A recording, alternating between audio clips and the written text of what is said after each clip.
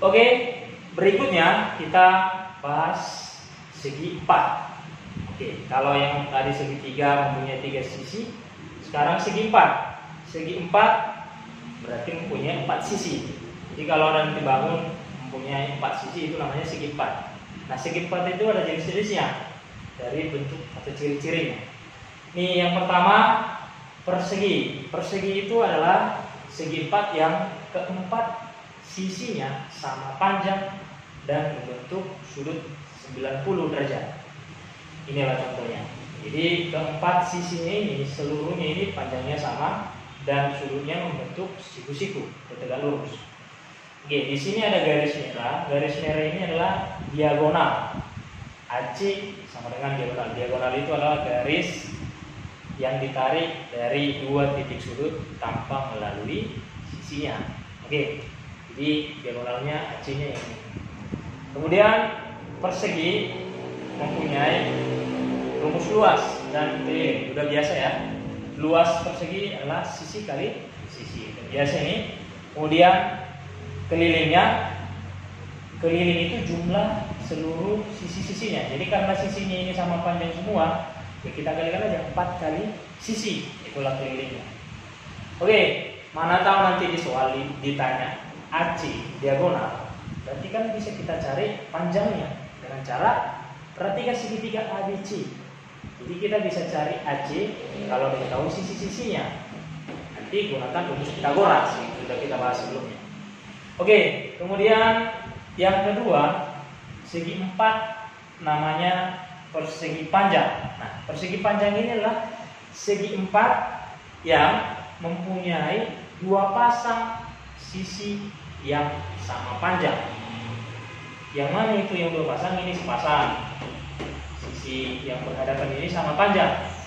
Dan yang ini sepasang lagi sama panjang. Jadi dan membentuk sudut siku-siku. Ingat ya, persegi panjang itu mempunyai 2 pasang sisi yang berhadapan sama panjang dan membentuk siku-siku. Itulah persegi panjang. Kalau di persegi tadi keempat sisinya sama panjang. Nah, untuk persegi panjang juga punya diagonal. Diagonalnya itu yang ini AC, ada 2 diagonalnya. Nah, sama kayak yang persegi tadi. Untuk luas persegi panjang, ini udah biasa. Rumus luas persegi panjang P kali L. P-nya di sini adalah panjang, berarti sisi yang paling panjang. L-nya di sini lebar, sisi yang lain. Yang inilah lebarnya. Kalau kelilingnya, kelilingnya itu ingat keliling bangun datar jumlah keempat sisi-sisinya. Jadi karena ini panjangnya ada 2 yang sama, makanya lebarnya juga ada 2 sama. Makanya kita jumlahkan panjang tambah lebar 2 kali karena ada 2 ini sama. Makanya 2 kali panjang tambah lebar. Oke, itulah kelilingnya. Oke, di sini ada keterangan P itu panjang, L itu lebar. Kemudian yang ketiga ada belah ketupat. Nah, belah ketupat itu adalah segi 4 yang mempunyai keempat sisinya sama panjang, tetapi sudutnya tidak siku-siku ya. Kalau siku-siku tadi masuk ke persegi. Jadi ini keempat sisinya sama panjang, tapi sudutnya bukan siku-siku. Itu namanya belah ketupat. Nah, di sini ada belah ketupat ABCD. Jadi ABCD semua ini sama panjang, sudutnya ini bukan siku-siku. Nah, untuk rumus luas belah ketupat ini setengah kali D1 kali D2. D1 maksudnya diagonal. Diagonal 1, D2 maksudnya diagonal 2. Diagonal itu apa? Diagonal itu yang ini, garis yang merah ini. Garis diagonal BD di sini namanya sama diagonal AC. Jadi nanti kalau di soal nggak diketahui yang ini panjang diagonalnya, bisa kita cari diagonalnya dengan rumus Pythagoras. Ya, kita nanti diagonalnya ini perhatikan dulu sudutnya. Yang menggunakan Pythagoras harus siku-siku ya. Nah, jadi bisa saja diketahui di soal ini, bisa aja nanti diketahui sisinya, nanti gunakan aja Pythagoras untuk segitiga yang di sini. Ada 4 segitiga. Ini nanti siku-siku ya. Jadi bisa dicari. Untuk rumus keliling itu jumlah semua sisi, karena sisinya sama panjang, maka kelilingnya 4 kali sisi. Oke, itulah untuk belah ketupat. Bisa dibedakan ya, belah ketupat dengan persegi. Kemudian selanjutnya yang keempat ada jejar genjang. Jejar genjang itu adalah segi 4 yang mempunyai 2 pasang sisi yang berhadapan sama panjang, tetapi sudutnya bukan 90 derajat. Jadi hampir mirip dengan persegi panjang. Kalau persegi panjang tadi 2 pasang sisinya sama panjang yang berhadapan, tetapi mempunyai sudut 90 derajat. Kalau jejar genjang tidak mempunyai sudut 90 derajat. Nah, di sini rumus luas jejar genjang adalah alas dikali tinggi. Alasnya itu ingat, alasnya kalau di sini digambar alasnya ini AB. Tingginya itu yang mana? Hati-hati ya. Tinggi itu harus tegak lurus dengan alas. Jadi kalau alasnya AD, berarti tingginya yang merah ini. Bukan yang ini, bukan AD. AD itu nggak tegak lurus dengan alas. Jadi tingginya yang garis merah ini, inilah tinggi. Nanti bisa dicari nih. Selalu kita gunakan Pitagoras. Kenapa? Karena ini siku-siku. Bisa nanti ambil segitiga yang kecil. Oke ya. Kemudian keliling. Untuk keliling sama ya, jumlah 4 sisi-sisinya. 4 sisi-sisinya. Oke, itulah untuk jejar genjang.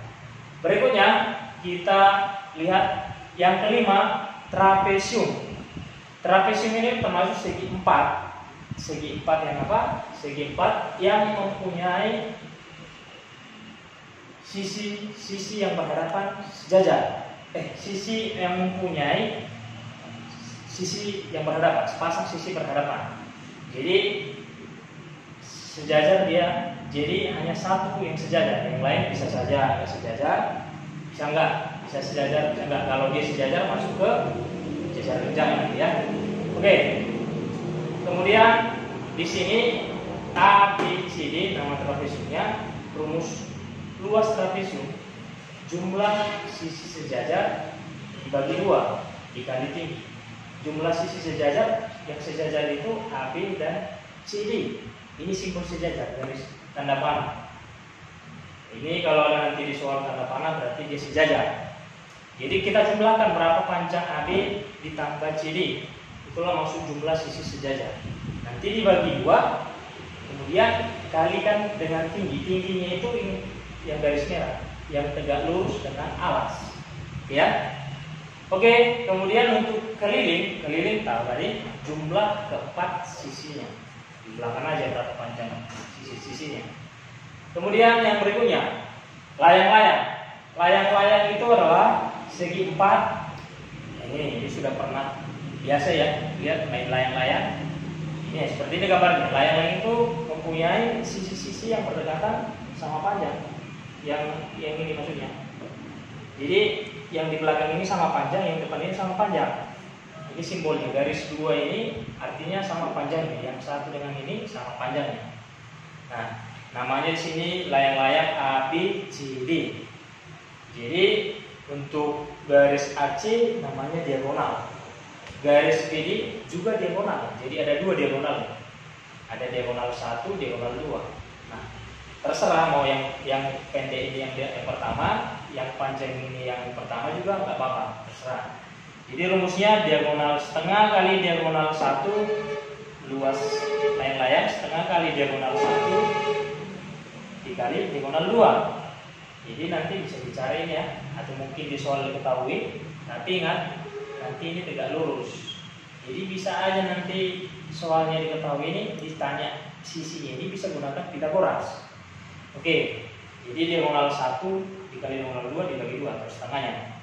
Kemudian untuk keliling, jumlah keempat sisi-sisinya. Jumlahkan aja nanti sisi-sisinya, empat-empatnya. Itulah keliling.